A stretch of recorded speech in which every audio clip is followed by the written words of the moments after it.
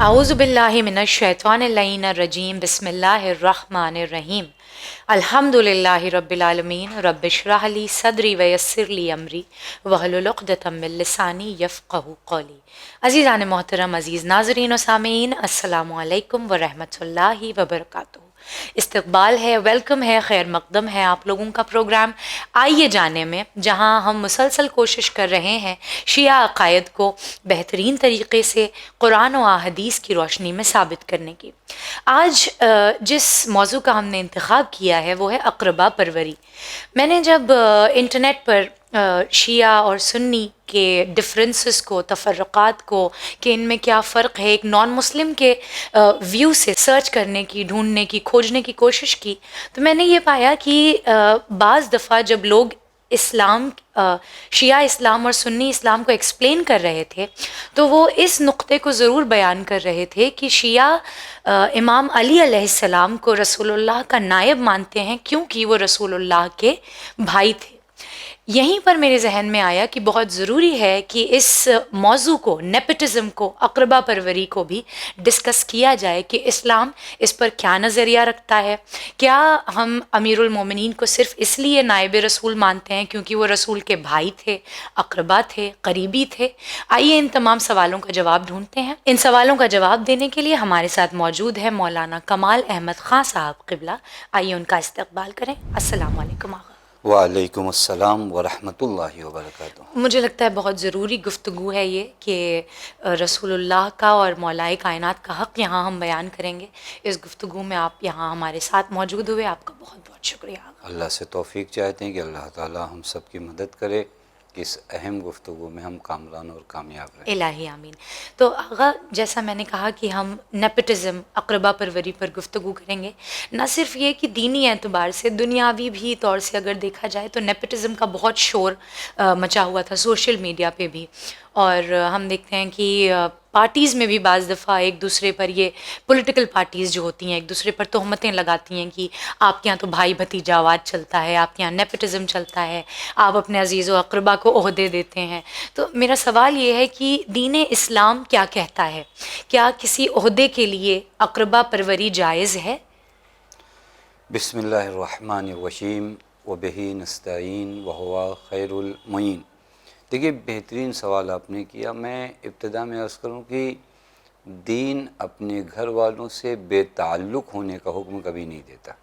اس چیز کو تھوڑا سے کلیئر کیا جائے کہ اقربا پروری کا کیا معنی کیا جی، جاتا ہے۔ بہت ضروری ہے کہ اس کا معنی پہلے سمجھا جائے۔ اقربا پروری کا معنی یہ کہ میں جہاں جس عہدے پہ بیٹھا ہوں اس عہدے پہ میرا بیٹا آ کر بیٹھے، چاہے اس میں لیاقت ہو چاہے نہ ہو، جی، اس کی دین کبھی بھی اجازت نہیں دیتا، چونکہ دین عدالت کی بنیاد پہ چلتا ہے۔ جی دین کا حرف اول عدالت ہے، جی کہ عدالت، اور کہتے کسی انشاءاللہ ہم آگے عرض کریں گے، جی، عدالت یعنی جس کا جو حق ہے وہاں پہ رکھا جائے۔ بالکل، اگر یہ چیز یہاں کی ہے اور وہاں نہیں رکھتے تو بے عدالتی ہے۔ ظلم ہو گیا۔ تو یہ اقربا پروری جو معنی رائج ہے، جی یہ اقربا پروری دین اصلاً ہرگز اس کی اجازت نہیں دیتا۔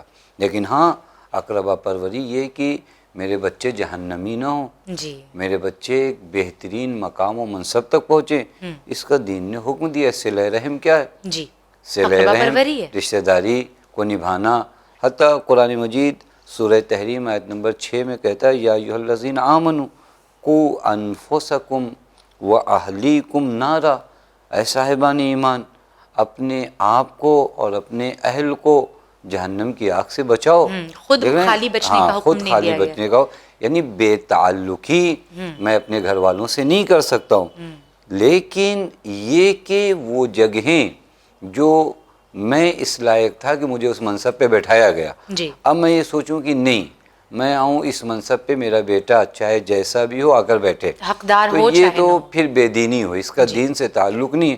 بالکل ایسے ہی میں آسان مثال دوں تاکہ لوگ سمجھ سکیں۔ مثلا ہم کبھی کبھار اپنے بچے کو ایک ایسی جگہ پہ بیٹھاتے ہیں جہاں کے بارے میں اس کو کوئی ایکسپیرینس، تجربہ نہیں ہے، لیکن بیٹھاتے ہیں کہ چونکہ میرا بیٹا ہے۔ اب میں ان سے سوال کروں کہ اگر میں ڈرائیونگ سیٹ پہ بیٹھا ہوں واہ، اور میرے بیٹے نے کبھی ڈرائیونگ نہیں کی ہے، میں اپنے بیٹے سے کہوں کہ نہیں، چونکہ آپ میرے بیٹے ہو لہذا حق ہے۔ ڈرائیونگ آپ کرو گے، تو وہاں میں خود ہی نہیں بیٹھوں گا، میں کہوں گا چونکہ میں جانتا ہوں اس کہ گاڑی میں ڈرائیونگ میں خود نہیں میں بیٹھوں خود نہیں گا. بیٹھوں گا، تو یہ مرحلہ نہیں ہونا چاہیے. اس کی بھی مثال قرآن مجید میں ہے. جی قرآن کہتا ہے ان اللہ یأمرکم ان تؤدوا الامانات الی اہلہا، اللہ تمہیں حکم کرتا ہے کہ امانات کو ان کے اہل تک لوٹاؤ. حقدار تک. احسنتم، اس قرآن مجید کی آیت کے معنی کو تھوڑا حسین کیا جائے. جی فقط کسی سے 2 ورثے روپیہ کی لیا، خالی بات نہیں ہو احسنتم، رہی ہے یہاں پہ. امانات ہیں. اگر آج کوئی منصب مجھے ملا یہ امانت ہے، بالکل یہ امانت کو اہل امانت ہے، یعنی جو بہت اس عمدہ. لائق ہے اسے لا کر لوٹاؤں. تو جو کہیں یہ وہ مرحلہ ہے جہاں قرآن مجید آ کر تؤدوا الامانات الی اہلہا.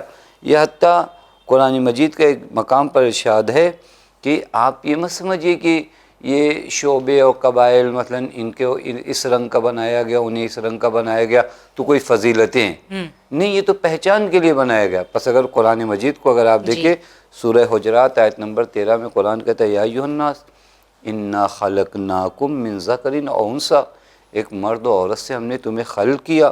وجعلناکم شعوبا وقبائل، ہم نے الگ الگ. شعبوں میں قبیلوں میں تمہیں جو تقسیم کیا اس وجہ سے نہیں کہ فلاں کو حق فضیلت دینی کے تھی. کیا نام ہے بادشاہت ہے اور فلاں کو یہ حق ہاں نہیں ہے. ہاں فقط یہ ڈفرینس اس وجہ سے لتعارفوا، تاکہ آپس میں ایک دوسرے کو پہچان سکو. اب اس کے شناخت ہو بعد سکے. احسنتم، جی اس کے بعد قرآن کہتا ہے ان اکرمکم عند اللہ اتقاکم، خدا کے نزدیک مکرم رنگ سے کوئی نہیں ہوتا، بے شک خدا کے نزدیک مکرم تقوی الہی سے ہوتا ہے. بے شک. بس اگر اس دین کو آپ دیکھیں جو، اور وہ بھی اتفاق سے اگر آپ غور کریں، یہ قرآن کی آیتیں اس معاشرے میں نازل ہو رہی ہیں جس معاشرے میں قبیلہ گرائی، جی بالکل نسل پرستی، رنگوں کا امتیاز، سب سے زیادہ پایا عرب و جاتا تھا. عجم کا امتیاز، جہاں غلاموں کو انسان نہ سمجھنا جی ایک بہت بڑا افتخار، وہاں قرآن آ کے کہہ رہے ہیں نہیں، اصلاً یہ چیزیں معنی نہیں رکھتی ہیں.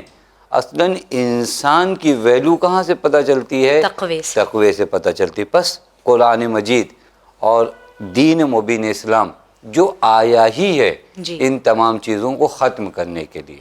میں نے عرض کیا بے تعلقی اپنے گھر والوں سے نہیں، اس کی بھی قرآن اجازت نہیں دیتا. جی جی ان کے دین کا خیال رکھو، ان کی دنیا کا، لیکن یہ کہ بعض بنیادوں پر کہ فلاں فلاں خاندان کے ہیں تو ان کو یہ فضیلت حاصل ہے، فلاں میرا بیٹا ہے تو اسے یہ فضیلت حاصل ہے، بالکل نہیں. میں ایک اور حدیث جو کتاب آداب النفوس میں جی پیغمبر اکرم صلی اللہ علیہ وآلہ وسلم سے واقع ہوئی ہے، ایام تشریق میں ذی الحج کی 3 تاریخ، 11، 12 اور 13 ذی الحج، جی. یہ 3 تاریخیں ایام التشریق کہلاتی ہیں، اچھا. جس کی راتوں میں ہمیں منی میں رہنا پڑتا ہے جی اور جی دن کو ایام التشریق کہتے ہیں. پیغمبر نے ایام التشریق میں لوگوں کو مخاطب کیا، یہ اسلام کا پیغام. یا ایھا الناس الا ان ربکم واحدہ، تمہارا رب ایک ہے. بالکل. واباکم واحدہ، تمہارے باپ اور ماں باپ ایک ہیں. الا لا فضل لعربی علی اعجمی، کسی دیکھیں کو دین کیا کہہ رہا ہے، عربی کو اجمی پہ کوئی فضیلت نہیں نہیں ہے. حاصل ہے. ولا لعجمی علی عربی، اور نہ ہی کسی اجمی کو عربی پہ کوئی فضیلت حاصل ہے. ولا الاسود علی الاحمر، نہ ہی کسی سیاہ رنگ پر کسی اچھے رنگ والے کو اور سفید رنگ والے کو اور سرخ رنگ والے کو کوئی فرق ہے. یعنی نہ رنگ ہے، نہ نجات قبیلہ ہے. پرستی ہے، نہ الا بالتقوی، فضیلتیں تقوی کی بنیاد پر ہے. بے شک. اس کے بعد پیغمبر نے حل بلغت، کیا میں نے اپنا یہ پیغام پہنچا دیا، یعنی تم لوگ سمجھ گئے اچھی طریقے سے. یعنی اسی وقت پیغمبر قبیلہ پروری، نجات پرستی کے خلاف اعلان کروں اور پھر فرمانے حل بلغت، بات پہنچی کیا کہ نہیں؟ بات پہنچی کہ جی. نہیں پہنچی؟ لوگوں نے کہا نعم. پیغمبر نے فرمایا لیبلغ الشاہد الغائب، یہ پیغام میرا جو لوگ یہاں ہیں ان واہ. لوگوں کو بھی پہنچائیں، جو لوگ نہیں ہے ان تک بھی پہنچایا ان جائے. تک بھی پہنچائیں. اب اگر آپ ان تمام چیزوں کو دیکھیے کہ دین مبین اسلام کے نگاہ سے اگر قبیلہ پرستی، اقربا پرستی کی باتیں کیا جائے تو دین سرے سے اس چیز کو قبول کرنے کو تیار نہیں ہے. بالکل. حتی ایک اور آخری مثال دے دوں، سورہ انعام آیت نمبر 52، چونکہ آیت پڑھوں گا وقت لگ جائے گا، مراجعہ کریں ناظرین، کہ بعض لوگ جو پیغمبر کے حضور میں آ کر بیٹھتے تھے تو ان کا سماجیکل جو ویلو تھی وہ بہت زیادہ نہیں تھی. اچھا. تو بعض ان لوگوں کو بہت برا لگتا تھا جن کی سوسائٹی میں ایک ویلو تھی، جن کو لوگ، ان کو لگتا تھا کہ ہم بھی جا کر انہی میں مکس ہو کر بیٹھیں، مل کے بیٹھیں تو لوگ کیا سمجھیں گے، چونکہ وہ امتیازات اس زمانے میں تھے کہ کس خاندان والوں کے ساتھ مجھے بیٹھنا ہے. جا رہا ہے. جی. اب یہاں پر بعض آئے پیغمبر سے، انہوں نے کہا یا رسول اللہ آپ کیا چاہتے ہو کہ آپ ان لوگوں کے ساتھ بیٹھے، ایک طرف سلمان جو عرب بھی نہیں ہے، ایک طرف بلال جو غلام ہیں، انہی کے درمیان آپ چاہتے ہو کہ ہم بھی مخلوط ہو کر مکس ہو کر بیٹھیں، اور پھر آپ ہم سے توقع رکھتے ہو کہ ہم آپ کا دین قبول کریں. کیا بات. آپ انہیں اپنے پاس سے ہٹاؤ تاکہ ہم آئیں. قرآن کہتا ہے، دیکھیے جی. وَلَا تَطْرُدِ الَّذِينَ يَدْعُونَ رَبَّهُمْ بِالْغَدَاوِ، میرے نبی انہیں اپنے سے دور نہ کیجیے گا. اے میرے نبی انہیں اپنے سے دور نہ کریے گا. یہ جو خدا کو خالصتاً للہ پکارتے، یعنی اہمیت یہ نہیں ہے کون کس رنگ کا ہے، کس عہدے پر کس ہے. عہدے پر ہے، اہمیت یہ ہے کہ کون خدا کو کس طرح پکارتا ہے. بہت بس اسلام کا کنسیپٹ بہت واضح اور روشن ہے اس سلسلے میں. جی. تو آغا اب یہاں پر وہی سوال اٹھتا ہے جو میں نے اپنے انٹروڈکشن میں بیان کیا کہ یہ تہمت بہت صاف طور پر ہم پر لگائی جاتی ہے، اہل تشیعوں پر لگائی جاتی ہے کہ ہم امیر المومنین کو نائب رسول اس لیے مانتے ہیں کیونکہ وہ آپ کے بھائی تھے. اس کی آپ یہاں پر دلائل پیش کریں کہ یہ سرے سے کس طریقے سے خارج ہے. حسن، تم یہ سوال بھی بڑا ترتیب سے آپ نے کیا کہ اصل اسلام کا کنسیپٹ واضح ہو گیا کہ اقربا پروری نہیں، یعنی جس کا جو حق نہیں ہے وہاں پر اسے نہیں دیا جائے گا. اب یہ جو سوال کیا جاتا ہے کہ حضرت امیر کو ہم اس وجہ سے وصی رسول مانتے ہیں کہ آپ حضرت کے بھائی تھے. تو میں سب سے پہلی چیز عرض کروں کہ شاید اور بھائی نہیں تھے. احسن تم، یہ بھی بہترین جواب ہے کہ کیا پیغمبر اکرم کے اور بھائی اسی رتبے کے جناب عقیل، جس طرح حضرت امیر چچا زاد بھائی ہیں اسی طرح جناب عقیل بھی چچا زاد بھائی ہیں، جناب جعفر طیار بھی چچا زاد بھائی ہیں. وہی رشتہ ہے اگر یہ ظاہری رشتہ دیکھا جائے. لیکن میں اس سوال سے پہلے ایک چیز عرض کروں کہ آپ منصب امامت کو سمجھیے، آپ مقام امامت کو سمجھیے. میرا ماننا معنی نہیں رکھتا کہ میں کس کو کیا مانتا ہوں. اصل میں یہ منصب یہ ہے کہ خدا آئے اور اس منصب کو کسی کے لیے رکھے، خداوند کریم آئے اور وہ امامت کو کسی کے لیے قرار دے اور امام بنائے. ہمارا کام ہمارے ماننے سے نہ کوئی امام بن سکتا ہے اور نہ کوئی امام کی پوسٹ سے ہٹ سکتا ہے. وہ کام ہے قرآن مجید خود بیان کرتا ہے کہ امام بنانا ہمارا کام ہے. پہلا مرحلہ تو یہ بہت کلیئر ہو جانا چاہیے کہ آیا امام میں اپنے سلیقے سے جس کو دل چاہے مان لوں، ہم نہ مانتے تب بھی امیر المومنین ہی امام ہوتے. پوری کائنات اگر کعبے کی جانب نماز پڑھنا چھوڑ دے کعبہ قبلہ ہی رہے گا. بہت عمدہ. تو جو فرمانے ہاں یہ ہوگا کہ میری نمازیں باطل ہو جائیں گی لیکن کعبہ قبلہ، اس کی عظمت میں کوئی کمی نہیں ہے. بہت عمدہ. یہ مقام امامت بھی خداوند متعال کے امر میں سے ہے. میں قرآن مجید کی چند آیتیں پیش کروں جہاں پہ قرآن کہتا ہے امام بنانے کا حق تمہیں نہیں ہے. بالکل. امام ہم بناتے ہیں، ہمارا کام کیا معلوم ہے؟ صرف مان لینا، تسلیم کرنا، اسلام تسلیم کرنا. احسن تم، امر خدا کے سامنے چند آیتیں اگر لوگ ملاحظہ کر لینا تو یہ بات ہی نہیں ہوتی کہ آپ کس کو امام مانتے ہو کس کو نہیں مانتے. کس کو خدا نے امام قرار دیا اسے مانو. کیا بات ہے. پہلی آیت سورہ سجدہ کی آیت نمبر 24، یہاں قرآن مجید کہتا ہے وَجَعَلْنَا مِنْهُمْ أَئِمَّةً يَهْدُونَ بِأَمْرِنَا لَمَّا صَبَرُوا وَكَانُوا بِآيَاتِنَا يُوقِنُونَ. ہم ہیں جو لوگوں کو امام قرار دیتے ہیں، یعنی کچھ لوگوں کو ہم کیا بناتے ہیں؟ امام بناتے ہیں، انہیں پیشوا بناتے ہیں. وَجَعَلْنَا مِنْهُمْ، یہ تمہارا کام نہیں ہے، یہ ہمارا کام ہے کہ ہم امام قرار دیں.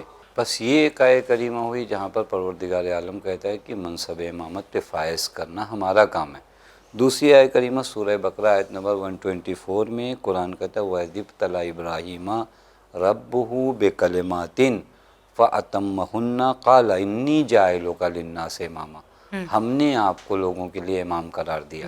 بس یہاں پر بھی جعل کا لفظ آیا ہے کہ امامت جعل کرنا تم لوگوں کا کام نہیں ہے.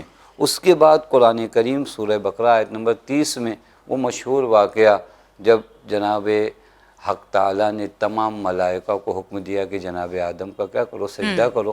وہاں پر وَإِذْ قَالَ رَبُّكَ لِلْمَلَائِكَةِ إِنِّي جَاعِلٌ فِي الْأَرْضِ خَلِيفَةً میں روئے زمین پر خلیفہ قرار دے رہا ہوں. جی. بس ان آیات کو دیکھیے نا، حتیٰ ایک آیت کریمہ قرآن کی تھی اللہ عالم حیث یجعل رسالتہ، اللہ خوب جانتا ہے کہ اپنی رسالت کو کہاں قرار دے. منصب امامت، مقام امامت، یہ ہمارا تعین کرنے کا مقام نہیں ہے کہ ہم طے کریں کہ کہاں پر کون امام ہو رہا ہے اور کون نہیں ہو رہا ہے. بے شک. تو پہلا مرحلہ تو یہ طے ہو جائے کہ یہ خداوند حکیم کی جانب سے امام معین ہوتا ہے. بات وہیں ختم ہو ہمارا جائے گی. کام سر تسلیم خم کرنا ہے. جی. دوسرا مرحلہ آتا ہے، اب ہم کو چیک کرنا ہے کہ اللہ نے امام بنایا کس کو. جی. پہلے ہی مرحلہ یہ کہ ہماری ذمہ داریوں میں نہیں ہے. ہاں، جو اللہ ہماری معین، ذمہ داری ہے وہ یہ کہ ہم احسن، ڈھونڈیں. ہم ڈھونڈیں کہ اب یہ چیک کیا جائے کہ اللہ نے امام کس کو بنایا. تو پھر قرآنی سے پوچھئے یا ایھا الرسول بلغ ما انزل الیک من ربک وان لم تفعل فما. یہ وہ آیہ کریمہ ہے، یہ کس سلسلے میں وارد ہوئی؟ اسی قرآن میں آ کر آپ پوچھئے انما ولیکم اللہ ورسولہ والذین آمنوا الذین یقیمون الصلاۃ. یہ آیہ ولایت کس کے بارے میں نازل ہوئی؟ اسی قرآن سے آپ آ کر پوچھئے انما انت منذر ولکل قوم ہاد. قرآن سے آ کر پوچھئے کہ آیہ مباہلہ میں فمن حاجک فیہ من بعد ما جاءک من العلم فقل تعالوا ندعو ابناءنا، اور آخر میں انفسنا کی جگہ پہ کون آیا؟ یعنی آپ پہلے یہ چیز جان جائیے کہ امام معین کرنا خدا کا کام ہے، اور پھر وہ خدا نے کسے معین کیا. جی. بس ہمارا کام وہاں پر ہے کہ ہم اس امام کے سامنے جو خدا کا خلیفہ ہے جی. سر تسلیم کو خم کر دیں. اب ایک چیز ذہن میں رہے جی. کہ خدا کوئی کام بغیر حکمت کے نہیں کرتا. بے شک. یوں ہی تو نہیں ہوگا کہ امام کو خدا کسی کو بھی امام قرار دے.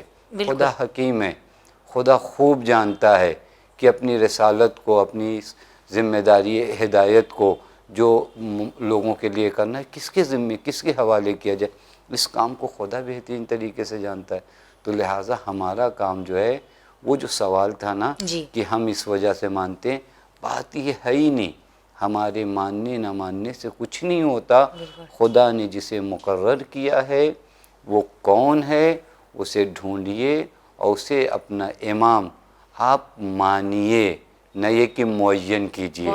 معین کرنا کسی کا کام نہیں ہے. ہاں اب یہ ایک سوال ہے کہ خدا نے انہی ذوات کو کیوں معین کیا، یہ ایک الگ مرحلہ ہے. لیکن یہاں تک یہ کہ امامت کی شان یہ نہیں ہے کہ ہم عام انسان بیٹھ کر آ کر اسے معین کریں. جی. تو آغا دیکھیے، غور اگر کیا جائے اس بات پر تو حقیقت ایک طریقے سے نکل کر سامنے یہی آتی ہے کہ اللہ نے اپنی تمام حجتوں کو جناب آدم سے لے کر رسول اللہ تک اگر ہم لے کے آئیں، امامت تک بعد میں جائیں گے، اگر صرف رسول اللہ تک بھی آئیں تو اللہ نے اس کو رکھا ایک ہی خاندان میں، سلب در سلب یہ ایک ہی خاندان میں سفر کرتا رہا. تو کیا اس کا نتیجہ یہ نکالا جا سکتا ہے، یا صحیح ہوگا یہ نتیجہ نکالنا کہ اللہ کا اپنی حجت کو دنیا میں لانے کا طریقہ نیپوٹزم ہے، اقربا پروری ہے؟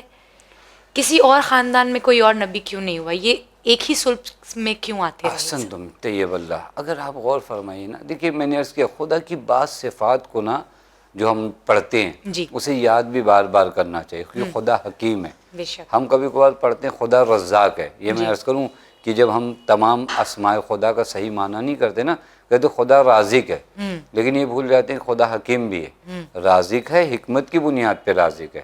آپ صبح اٹھو گے، کام پہ جاؤ گے تو رازق ہے. یعنی خدا کی رزاقیت میں کوئی حرف نہیں ہے، لیکن اسباب کے ذریعے خدا کرتا ہے. تو یہ چیزیں ہوتی ہیں. یہاں پر بھی ہمیں ایک چیز کا جو خیال کرنا ہے وہ یہ کہ خدا حکیم ہے. بے شک. حکیم ہر وہ کام کرتا ہے جو مصلحتوں کی بنیاد پر ہو. بے ہدف بے مقصد کام اگر کوئی کرے تو وہ حکیم نہیں ہے. اب اگر میں نے اس سے پہلے جو آیہ کریمہ پڑھی نا، وہ آیہ کریمہ کو اگر دوسرے موارد میں بھی جو ہے وہاں پر آپ ملاحظہ کریے کہ اللہ کیسے امامت کو جعل کرتا ہے. ایسا تو نہیں ہوتا کہ جس کا دل چاہے خدا نہیں. خدا کہتا ہے اذ ابتلی ابراہیم ربہ بکلمات. پہلے ہم نے اپنے ابراہیم کا امتحان لیا. پہلے ہم نے ابراہیم کا امتحان لیا. فَأَتَمَّهُنَّ، اور جب وہ امتحان میں کامیاب ہو گئے قَالَ إِنِّي جَاعِلُكَ لِلنَّاسِ إِمَامًا. پس مرحلے کو دیکھیے، استعداد لیاقت کن لوگوں میں ہے؟ جو امامت کی منزلوں پر فائز ہو رہے ہیں وہ کیسے ہیں؟ اذ ابتلی ابراہیم ربہ بکلمات، پہلے امتحان ہوا، اور وہ امتحانات میں سے ایک دو امتحانات ہمارے یہاں ذکر ہیں کہ معمولی مرحلہ ہے، اس بیٹے کو جو بیٹا جوانی کے مرحلوں میں جا رہا ہو اور ایک مدت بعد ملا ہو اور اب آپ سے شدید وابستگی ہو چکی ہو، وہاں حکم دیا جائے کہ ابراہیم اسماعیل کو ذبح کرو، اور وہاں پر آ کر جناب ابراہیم اپنے خدا کے حکم کے سامنے سراپا تسلیم ہو۔ توجہ فرمائیں، اس طرح کے ہزاروں امتحان سے جب گزرے جناب ابراہیم تو قرآن کہتا فتمہن قال انی جاعلک للناس اماما، اور وہیں پر بڑا حسین جملہ ہے، چونکہ آپ کا سوال بہت اہم ہے۔ قرآن کہتا ہے جب جناب ابراہیم نے یہ عہدہ دیکھا تو کہا قال ومن ذریتی، میری ذریت میں سے بھی، کہا قال لا ینال عہد الظالمین۔ توجہ فرمائیے گا، قرآن نے منع نہیں کیا کہ آپ کی ذریت میں امامت نہیں چلے گی۔ عموماً اگر یہ ترجمہ کیا جائے کہ نہیں، خدا نے کہا نہیں تمہاری ذریت میں، خدا نے کہا ظالمین تک یہ عہدہ نہیں پہنچے گا۔ یعنی اگر غور فرمائے تو خدا کے ہاں امام کے معیارات ہیں، یوں ہی نہیں کسی کو امام بنایا جائے گا۔ تو اگر آپ اس آیہ کریمہ میں دیکھیے تو آیہ کریمہ یوں نہیں کہتی کہ ہم نے کسی کو امام بنا دیا، کہا پہلے امتحان لیا اور اس امتحان میں وہ کامیاب ہوئے۔ تو اگر آپ غور فرمائیے کہ بڑے امتحانات سے گزرنے پڑتے ہیں۔ حتی ایک روایت میں امام جعفر صادق علیہ السلام ارشاد فرماتے ہیں کہ مرحلہ امامت تک جناب ابراہیم پہنچے کیسے، یہ پورا مرحلہ امامت امام نے بیان کیا۔ ان اللہ تبارک و تعالی اتخذ ابراہیم عبدا، اللہ نے پہلے ابراہیم کو بطور عبد قبول کیا، قبل ان یتخذہ نبیہ، قبل اس کے کہ انہیں نبی بناتے پہلے بندہ بنایا۔ وَإِنَّ اللَّهَ اتَّخَذَهُ نَبِيًّا قَبْلَ أَن يَتَّخِذَهُ رَسُولًا، قبل اس کے کہ انہیں رسول بناتے پہلے نبی بنایا۔ وَإِنَّ اللَّهَ اتَّخَذَهُ رَسُولًا قَبْلَ أَن يَتَّخِذَهُ خَلِيلًا، اور قبل اس کے کہ انہیں خلیل بناتے رسول بنایا۔ وَإِنَّ اللَّهَ اتَّخَذَهُ خَلِيلًا قَبْلَ أَن يَجْعَلَهُ إِمَامًا، اور امام بنانے سے پہلے انہیں اپنا خلیل بنایا۔ اب جب یہ مرحلے طے ہو گئے، فَلَمَّا جَمَعَ لَهُ الْأَشْيَاء، اب جب تمام یہ خوبیاں جمع ہو گئیں تو فرمایا قَالَ إِنِّي جَاعِلُكَ لِلنَّاسِ إِمَامًا۔ تو اگر آپ غور کریے کہ امام بنانے کے معیار اور منات ہیں حق تعالیٰ کی جانب۔ پھر اس کے بعد وہی مرحلہ میں نے اس کے کہ آیت کا دوسرا رخ جو تھا من ذریتی، تو کہا نہیں ظالمین تک نہیں جائے گا، ظالمین تک یہ بات نہیں پہنچے گی، کیونکہ ظالمین یعنی گنہگار، آپ آسان معنی اگر کریے گنہگار، اور جسے امام بنایا جائے وہ پیشوا ہونا چاہیے، پہلی شرط اس کی معصوم کی ہے۔ اور یہیں پہ شاید سمجھا جا سکتا ہے اس بات کو بھی کہ وہ کنڈیشن امام کے لیے رکھی جو خدا کے علاوہ کوئی سمجھ بھی نہیں سکتا۔ بالکل، میں نے گناہ کیا نہیں کیا، کون سمجھے گا کائنات میں کیا بات، میرے مخفی گناہوں کو؟ صرف ذات حق تعالیٰ ہے جو جان سکتی، لہٰذا خدا کے علاوہ نہ یہ کہ کوئی امام بنا نہیں سکتا، کسی کے بس کی بات بھی نہیں ہے، کیونکہ معصوم کہاں سے لائیں گے؟ معصوم کی عصمت کو کون جانے؟ احسنتم، وہ درون خانہ کیا کرتا ہے، اس کا درون کیا ہے، وہ خدا کے علاوہ کوئی نہیں جانتا، بس خدا کے علاوہ یہ ہے ہی نہیں، توان میں ہی نہیں کسی کے۔ دیگر یہ کہ واقعاً جو آپ نے سوال کیا کہ ایک نسل تو ایسے ہی رہنا چاہیے، کیونکہ ایک پاک نور جب ان مراحل کو طے کرے گا تو اسلاب طاہرہ بھی ہوں، ارحام مطہرہ بھی ہوں، خاص حفاظات ہوں گی، خاص انتظامات ہوں گے، ماں باپ کی اپنی عظمتیں ہوں گی۔ یہ نیپوٹزم نہیں ہے، یہ اس پاک نور کی طہارت ہے۔ توجہ فرما رہے ہیں کہ وہ نور اس قدر یہ امامت کا منصب پاک ہے کہ اس کو طاہر جگہوں سے گزرنا ہے، بہت عمدہ، اس کے علاوہ کوئی راستہ نہیں ہے کہ اس راستے سے آئے۔ یہ پاکیزگی، یہ عصمت یہ بتاتی کہ ماں باپ بھی بہت اہم ہوں، شرافت خاندانی بھی ہو، عظمت خاندانی بھی ہو، صداقت خاندانی بھی ہو، تو یہ وہ اقربا پروری کے عنوان سے نہیں ہے، اسے یہ ایک بادشاہت نہیں ہے، میں آسان کروں، یہ ایک بادشاہت نہیں ہے، یہ ایک دنیاوی منصب نہیں ہے کہ بات کیا جائے کہ ہمارے بعد ہمارا بیٹا، نہیں، یہ ایک پیشوائی ہے، یہ ایک اقتداء، بلکہ یہ کہوں یہاں قربانیاں چاہیے، بالکل یہاں حاصل ہونے کے بجائے یہاں دینا ہوتا ہے. ائمہ کی پوری بہت سیرت عمدہ، اگر آپ بالکل غور جی. کریں تو یہ جو منصب ہے یہاں قربانیوں کا منصب ہے.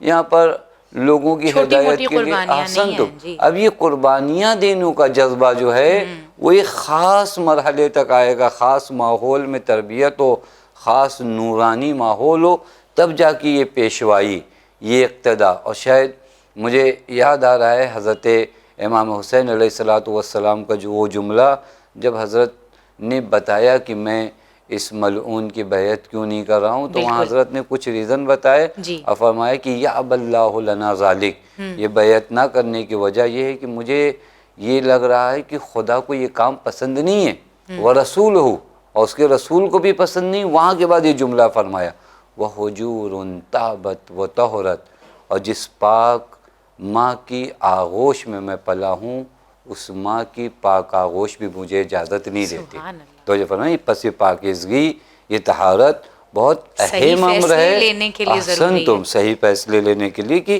یہاں پر آ کر خدا، اب ان چیزوں کو خدا کے علاوہ کون انتخاب کر سکتا ہے؟ بالکل. لہذا قرآن سورہ آل عمران آیت نمبر 33 میں کہتا ہے ان اللہ اصطفیٰ، خدا انتخاب کرتا ہے حضرت آدم کو، حضرت نوح کو، آل ابراہیم کو، آل عمران کو، علی العالمین، تمام عالم پر. پس یہاں پر اگر آپ غور فرمائیں کہ یہ انتخاب کہا خدا کو ہے، اور خدا حکیم ہے، اور خدا جانتا ہے کہ ان انوار کو کن مراحل سے بالکل. دنیا تک بھیجنے ہیں. اور وہ بہتر جانتا ہے کہ بہتر کس طریقے سے اس کو بہترین احسنتم طور سے طیب. پہنچایا جا سکتا ہے. بہت اور عمدہ. میں قرآن سے مثال پیش کروں، دین اہلیت کو کیسے بتاتا ہے. دین نہ اہلوں کو کہیں نہیں آنے دیتا، چاہے کوئی بھی ہو. آپ جی دین قرآن کریم کی 2 آیت میں پڑھوں جلدی جی. تاکہ آپ سمجھ سکیں کہ دین یعنی کس قدر کردار کو دیکھتا ہے.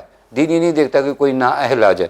قرآن مجید کی ایک آیت ہے جب قرآن کہتا ہے ضرب اللہ مثلا للذین آمنوا امرأۃ فرعون، اللہ صاحبان ایمان کے لیے فرعون کی زوجہ کو نمونہ عمل بناتا ہے. کس کے لیے؟ صاحبان ایمان کے لیے. فرعون کی زوجہ کو اہل ہے بالکل. چونکہ یہ مومنہ ہے. فرق نہیں پڑتا یہ بہت عمدہ. مرد ہے عورت ہے، فرق نہیں پڑتا کہ ہمارے کس دشمن کے کی ساتھ رہ بیوی رہی ہے کیا بات ہے. یا ہمارے دوست کی بھی، کردار اہم ہوگا، بہت عمدہ. نمونہ عمل آئیڈیل اس کو بنایا بہت جائے گا. عمدہ. بہت یہ قرآن کریم کی سورہ تحریم کی آیت نمبر 11. اسی سے پہلے والی آیت آپ دیکھیں نا، جی. وہاں پر قرآن کا ضرب اللہ مثلا للذین کفروا، اور کفار کے لیے اللہ نے نمونہ عمل امرأۃ نوح و امرأۃ لوط، بالکل. اللہ نے انہیں جو ہے ان کا آئیڈیل بنایا. عجیب ہے، وہ جو خدا برگزیدہ کے بندوں کی زوجہ برگزیدہ ہے. بندے ہیں ان کی ازواج جو ہیں جی. کفار کی نسبت، اور یہ جو ہے جو کافر خدائی کا اور دعویٰ. خدائی کا دعویٰ کرنے والا یہ مومنین کی نسبت. یہ خود اسلام کی فکر کو بتاتا بہت ہے عمدہ. کہ اسلام میں رشتہ داریاں نہیں بڑھتی، جزاک اس بنیاد پہ مناسب نہیں بڑھتے. کیا بات. اہلیت کی بنیاد، اگر اہلیت ہوگی تو ہمارے دشمن کی زوجہ صحیح نمونہ عمل بنے گی. کیا بات ہے. اور اگر اہلیت نہیں ہوگی تو ہمارے نبی کی زوجہ صحیح لیکن لوگوں کے لیے نمونہ عمل نہیں بنی. یہ دین ہے. جزاک اللہ آغا، بہت بہت شکریہ آپ کا کہ آپ نے حق امیر المومنین کو، حق امامت کو یہاں بیان فرمایا. اللہ آپ کو اور بہتر توفیقات سے نوازے. جزاک اللہ. عزیزان محترم، یہ تھا ہمارا پروگرام آئیے جانے کا، جہاں ہم نے گفتگو کی کہ کس طریقے سے امام علی علیہ السلام کا نائب رسول ہونا نیپٹزم کی بنا پر یا اقربا پروری کے بنا پر نہیں ہے، بلکہ شریعت نے اقربا پروری یا نیپٹزم کو اگر رکھا ہے تو وہ اس نور کی حفاظت کے لیے کہ جو حجت خدا ہوتا ہے. عزیزان محترم، کسی بھی عہدے کے لیے اس کا اہل ہونا بہت ضروری ہے. یہی ہمیں اسلام ہر جگہ بیان کرتا ہوا نظر آتا ہے. اسی کے ساتھ میں سید نظر فاطمہ لیتی ہوں آپ لوگوں سے وداع. دیکھتے رہیے چینل ون. فی امان اللہ.